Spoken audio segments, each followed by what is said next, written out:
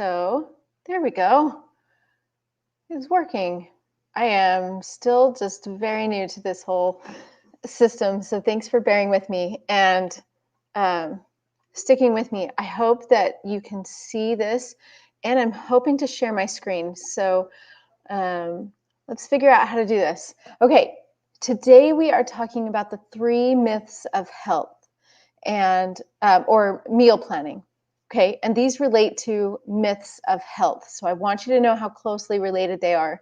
Obviously, I think you have a good understanding of that because you're here and you know that what food you're eating is influencing your health, and your health influences everything. So let's talk about the 3 myths that you and I are so bombarded with in our culture that it's hard to know what's true and what's not, right? So remember to share give permission to StreamYard to let them see your name so that I can see your comments, okay?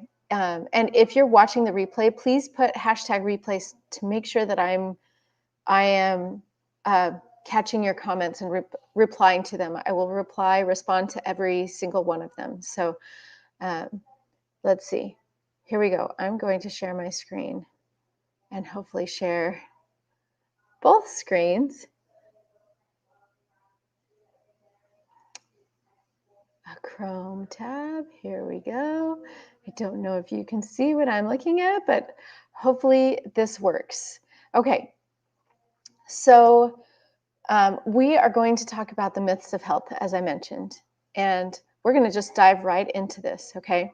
So the first thing I want to focus on is the fact that in our culture today, in our society, there are incorrect yet lingering beliefs that we've been holding on to for so long. Like seriously. For example, how many of you still count calories? Which is fine. There's no criticism here. Go ahead and raise your hand, say me, I do it. If it works for you, that's great. That's awesome. But this is something that I've always struggled with doing. And yet we still read labels, and the biggest number on that label is the amount of calories.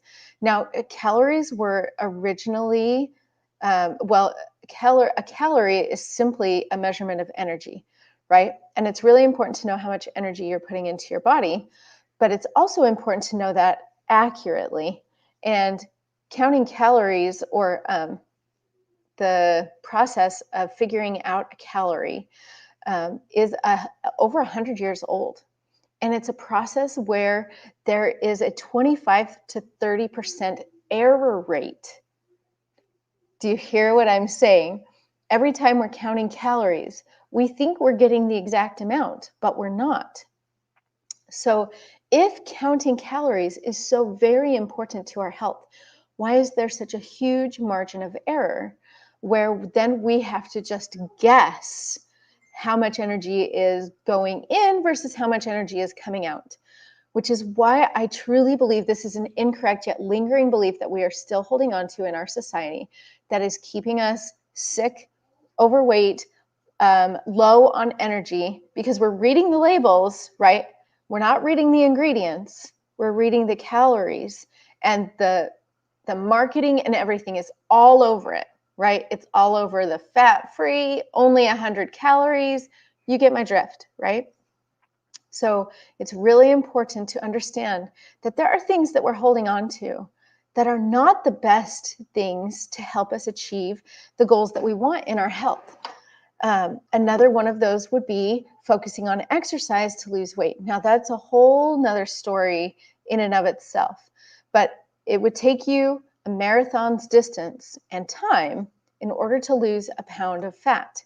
And even then, the results aren't exact, right? So we are building our health on faulty systems because we don't know any better. So what I would implore you to see and shift your mind a little bit is to see that it's the habits and the systems that you have in your life, just like calorie counting, just like exercising automatically or regularly during your week, was a habit, that implementing the right systems, the right planning tools, the right strategies will make being healthy or eating healthy easy and automatic. And that is what we were all looking for, especially nowadays when we are busier than ever. Even amidst a pandemic, we are scrambling to get things done and racing the clock. And my friends, it doesn't have to be that way.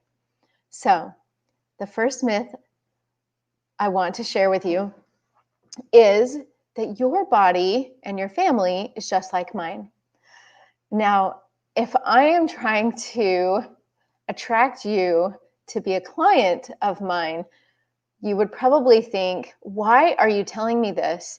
If this is a myth, if you and I are not alike, if your body is different from mine, then what would qualify me to be able to help you, right?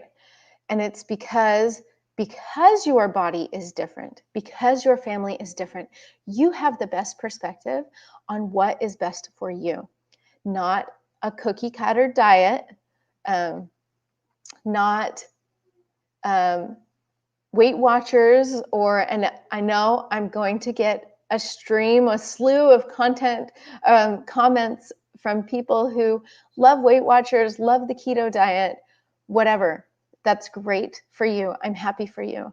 But I'm happy also to say, and I will say this until I'm blue in the face, that even though we are both people, we're brothers and sisters, I truly believe that we are all equal on this earth. Our bodies are very different from each other. And so your plan, your goals, your results are going to look different than mine. And so that health coach that's telling you, you can look just like me if you follow these steps, is not going to be accurate, right? It's not going to happen. So I would implore you, and I seem to be using that word a lot. I think we watched Zootopia, Zootopia, and that word has stuck with me. I don't know why. We like Disney movies. So it's really important to understand that you have different health goals. I have different health goals. And you have different sensitivities, different preferences. Your family does. So trying to fit into somebody else's body isn't going to make you better, right? Because you're trying to be someone that you're not. And that's being misaligned in any of those areas will only create stress, not the results that you're looking for. In fact, less than 7% of people who set New Year's resolutions, and I'm all about goal setting, don't get me wrong, okay? I love a good goal setting session, and I love, love, love creating focus on the things that I want to accomplish and really setting my sights high. But I'm here to tell you that those who commit to a diet, who buy a gym membership and set a New Year's resolution, less than 7% follow through. Why do you think that is? I'd love to know what you think. So leave me a comment below why you think there's such a gap between, and why, if we're setting goals, are we not achieving them? I am here to tell you from experience and from my clients' experience that it's the habits and the systems that we put in place. The meal planning system is one of them, but those systems that we put into place to make sure that we have a supportive framework and the right steps for clarity to our goal, rather than just the motivation at the beginning of the year to change. That motivation is going to wane, and especially when things get hard, if we don't have an option B. I'm reading this book called Option B, and one of the lines in there says, when option A is not possible, and it almost never is, then option B is the way to go. And we rarely have an option B in place. We have this ideal for option A. I'm going to go to the gym 5 times a week. I'm going to eat a salad every day. Even I set that goal years ago. And guess what? It didn't happen. It didn't happen. I need to set consistent, sustainable goals to make sure that I can hold out for the long term, not just temporarily with whatever diet fad is going on, but to maintain a lifestyle rather than a temporary fix in my problem. Because you know, as well as I do, that as soon as that diet is over, if those habits haven't been addressed, if we haven't dived into the triggers and the anchors and the foundational reasons why you do what you do and why you have been avoiding certain things, right? Sugar, donuts, whatever, then when it comes down to the hard times of using your willpower is going to deplete. It's going to go away really fast. Willpower is like a muscle. It's going to get tired eventually, and you're not going to be able to use it again until you strengthen it. So there is a finite amount of energy in that muscle. What better tool to use then is a sustainable strategy to make sure we're not exhausting that muscle. And the consequences of using that muscle, of only using that muscle and not having a strategy in place, right? Not having a meal plan in place, is that your business, your relationships, including the one with yourself, suffers, right? You burn out, your mental health suffers, which for me, in my family, that is really, really important to pay attention to. I have a degree in psychology, and so I really like to focus on the mental health portion of it, of your health, to get the results that you want physically. Because if we don't address this up here, then we just keep burying it until something manifests itself physically, right? Sometimes we think, okay, well, I'm going to fix this physically then, but really it's an internal struggle. So if we don't dive into this first, then we end up not figuring out what's going to be sustainable and what's causing us problems in the first place. Okay, so let's move on to the next myth then. The second one, and so many of you have said this, so many of you have mentioned that it takes too much time to meal plan, right? It takes too much time to sit down when, excuse me, I'm not getting emotional here. I could, though. I'm just getting really passionate. It takes too much time, right, to sit down and plan out a meal that everybody's going to like, and then have a recipe that goes along with it, and putting time on my schedule to make sure that food gets cooked every single night, because you are treating yourself as a one-man band, and so you end up burning out, like we've talked about. You end up losing your cool. You end up ordering out, because heaven knows that's a lot easier than spending the time in the kitchen trying to cook a healthy meal. So you spend a lot more money than you want to as well, right? So the first myth was that your body is the same as mine, which is not true. The second one is that it takes too much time, which is also not true. And with the proper framework in place, it doesn't matter what your body is like.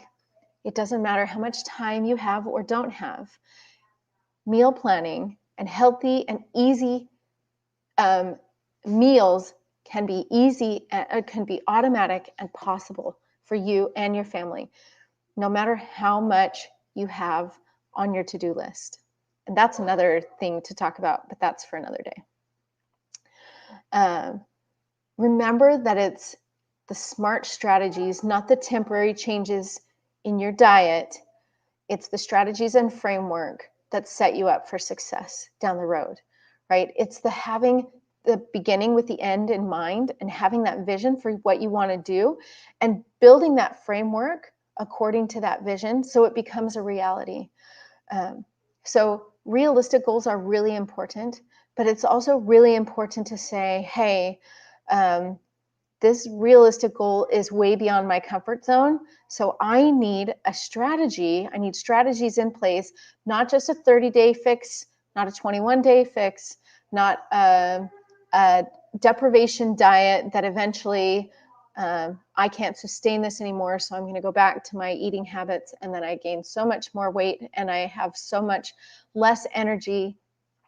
And my kids, I'm not able to be with my kids, or I'm not able to work the way that I want to and show up the way that I know how, with the mental focus and the clarity that you usually have in work and in your relationships, to be the person you want to be. So it's really important to know that there's a framework behind every success. And your framework needs to be smart, not a fad, not a temporary fix. Okay. And that's what diets are. They're just temporary fixes. You need sustainable habits, not temporary changes. And that's what we just talked about. I often forget what's on my slide ahead of me. So in order to not talk before I move ahead, let's move to the next slide. Okay, myth number 3, I don't have the right tools. My friend, you have the tools. You have everything you need to succeed within you. Okay, now you know, and I believe because you're here, you know what foods you would consider healthy, but there are things that, again, those incorrect yet lingering beliefs that we're holding on to, like calorie counting, and like fat-free is good when actually your body needs fat. So sometimes we think we don't have the right tools when we actually have everything that we need. We just need to know how to use them, right? So remind yourself that you have the right tools and you have people and opportunities in place to practice these things. You're just going to make some mistakes along the way, and that's okay. You've got people in your corner. I'm here to help and answer any questions you need, so that when you don't feel like you have the right tools, you can tell me where the gap is. We can talk about where the gap is and what tool you have right now that you could put into place to bridge that gap between where you are and where you want to be. It really is that simple. Sometimes it just takes an outside source to help you see from a different perspective. Really, it's all about clarity. And the more clarity you have towards a goal you're working towards, the more clarity you have for a goal you're working towards, the more you understand why it's important to you, the more you understand what action steps you need to take, and the more you understand the strategies that you can put in place to make it really easy and sustainable. James Clear, in his book Atomic Habits, talks about making it really easy to start a new habit, because the more resistance we have in place, the more we're going to use that willpower muscle, the more we're going to drain our energy, the more we're going to give up faster, right? So we can sustain that willpower muscle for a long time, but if it's not sustainable, if we don't have that system in place, eventually we're going to give in to not having that energy. We're going to give into convenience, whatever's easiest, whatever's not in the way, right, of getting us what we want. And that getting what we want goes back to those basic needs for survival. We all have these basic human needs, and I know that you know that. I'm preaching to the choir.